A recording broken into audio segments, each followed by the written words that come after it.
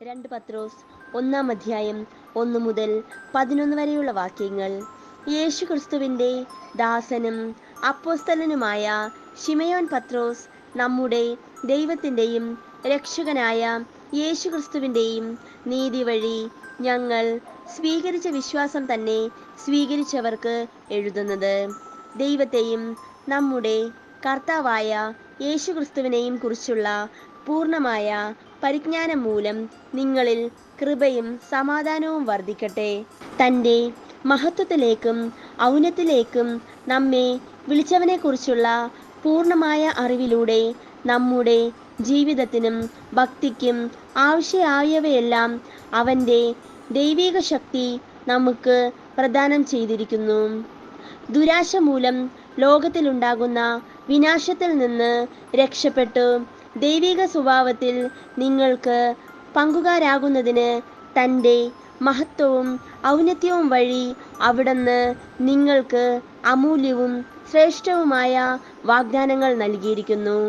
ഇക്കാരണത്താൽ നിങ്ങളുടെ വിശ്വാസത്തെ സുഹൃതം കൊണ്ടും സുഹൃതത്തെ ജ്ഞാനം കൊണ്ടും ജ്ഞാനത്തെ ആത്മസംയമനം കൊണ്ടും ആത്മസംയമനത്തെ ക്ഷമ കൊണ്ടും ക്ഷമയെ ഭക്തി കൊണ്ടും ഭക്തിയെ സഹോദര സ്നേഹം കൊണ്ടും സഹോദര സ്നേഹത്തെ ഉപവി കൊണ്ടും സമ്പൂർണ്ണമാക്കാൻ നന്നായി ഉത്സാഹിക്കുവിൻ.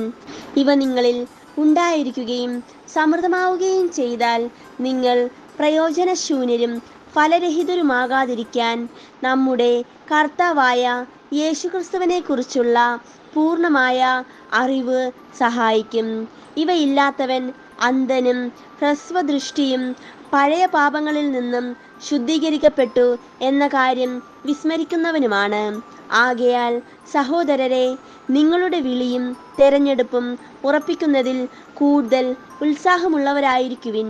ഇങ്ങനെ ചെയ്താൽ ഒരിക്കലും നിങ്ങൾ വീണുപോവുകയില്ല.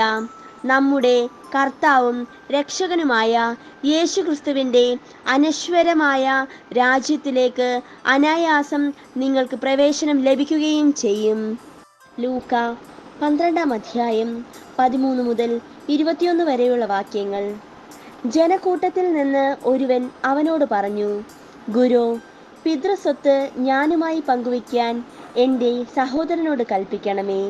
യേശു അവനോട് ചോദിച്ചു, ഹോ മനുഷ്യ, എന്നെ നിങ്ങളുടെ ന്യായാധിപനോ സ്വത്ത് ഭാഗിക്കുന്നവനോ ആയി ആരു നിയമിച്ചു?